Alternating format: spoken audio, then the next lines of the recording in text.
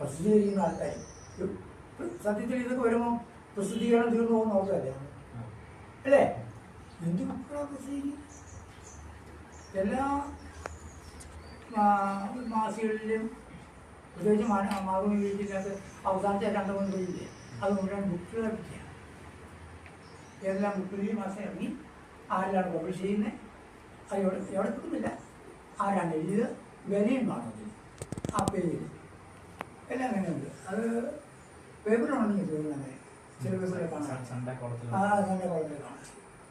അപ്പോൾ എപ്പോഴും വായനയാണ് നമുക്ക് നല്ലത്.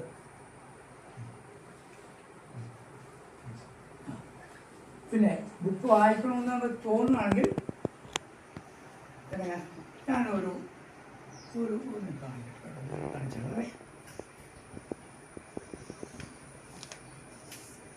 ഇത് കണ്ടു ഭയങ്കര വെയിറ്റാണ്. ഇത് ജനുവരി, ഇത് പൊടിച്ചില്ല, ഫെബ്രുവരി, അങ്ങനെ സെപ്റ്റംബർ കാണിങ്ങനെ 12 മാസത്തെ ബുക്കുകളായിരുന്നു.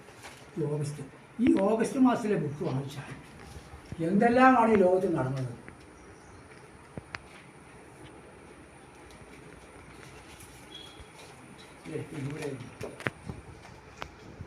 ജൂണ്, ഇത് മേ, അതിനകത്തൊക്കെ എന്താണ് ഈ ഏപ്രിൽ മാസം നടന്നത്,